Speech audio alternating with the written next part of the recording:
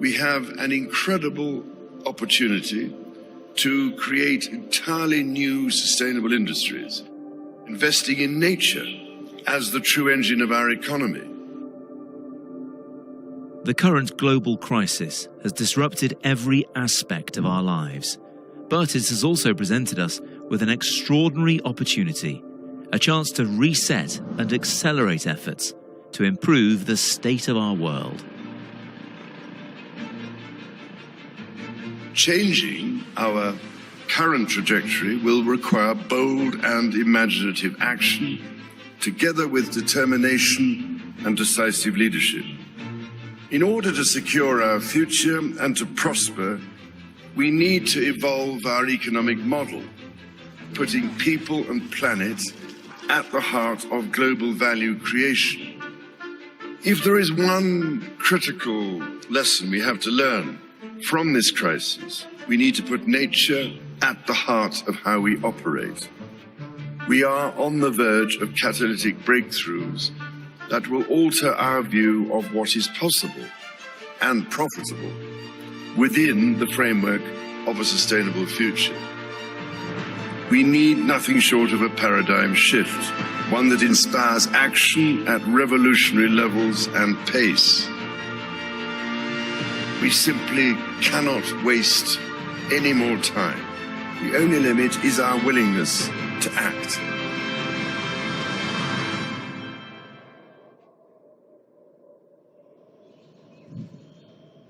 And the time to act is now.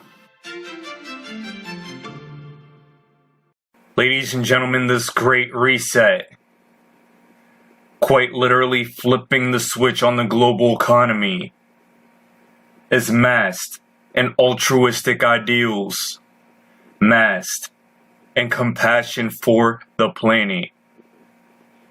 But in reality, what it is an Orwellian 1984 type technocracy where you lose all of your freedoms. This is the globalist agenda. And I hate that that sounds tinfoil hat. But ladies and gentlemen, that's exactly what it is.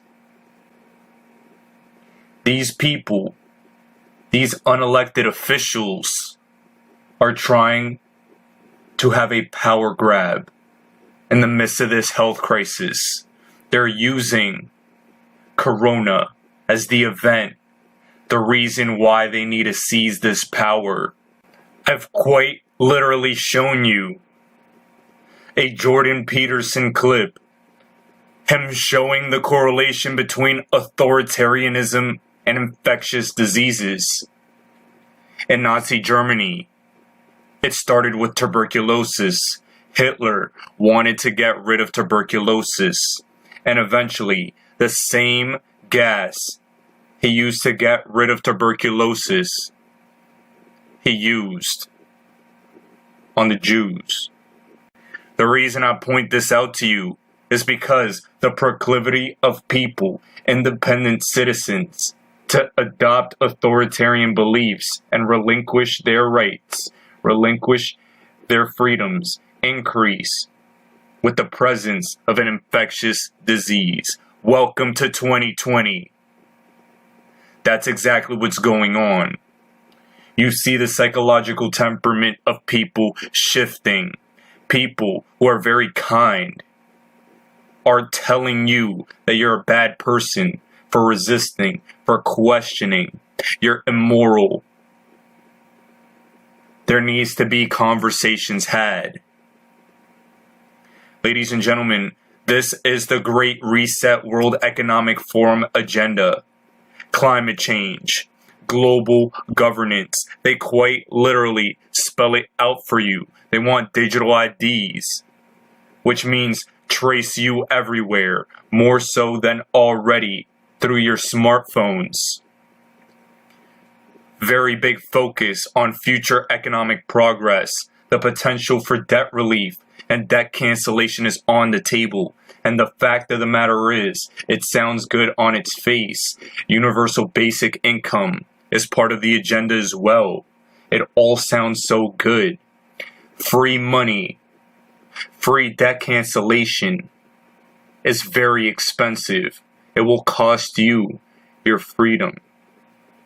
And I can't stress that enough. Some people are all for that. And that's their right. But a lot of people don't want it. And that's their right too. Ladies and gentlemen, we are on the precipice of the Great Reset. There is a counterculture trying to resist it at the very same time as well. But let's continue to look at what they want with this Great Reset. The world must act jointly and swiftly, says Mr. Schwab, to, quote, revamp all aspects of our societies and economies, from education to social contracts and working conditions. Every country, from the United States to China, must participate, and every industry, from oil and gas to tech, must be transformed, end quote. We have a golden opportunity to seize something good from this crisis. Its unprecedented shockwaves may well make people more receptive to big visions of change, and global crises like pandemics and climate change know no borders and highlight just how interdependent we are as one people sharing one planet. Over the past month or so, despite the ongoing crisis, I've been encouraged to see the growing calls for a green recovery. We need only look to the United Nations Secretary General, to the IMF, the EU, the Petersburg Climate Dialogue, the Canadian government, the COP26 Universities Network, and business leaders around the world to see this.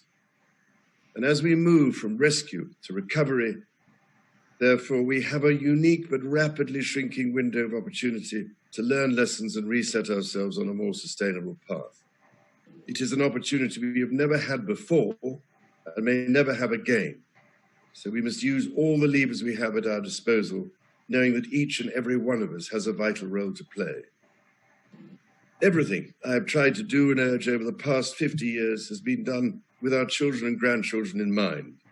So I can only encourage us all to think big and act now. Ladies and gentlemen, these people, they always use this health crisis and term it an opportunity. They call it an opportunity to shift into a brave new world. The media is their political arm. They cover this while refusing to acknowledge the mass levels of poverty that is being created by mandatory lockdowns. This is truth. Ladies and gentlemen, they don't care about you. They care about the power they're about to get. The Great Reset is a power grab. Help!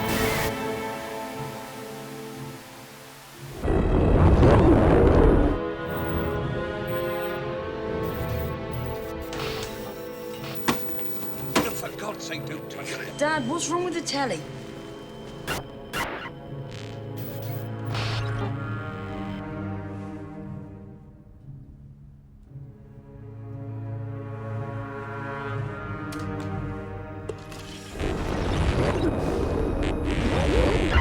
Good evening, London.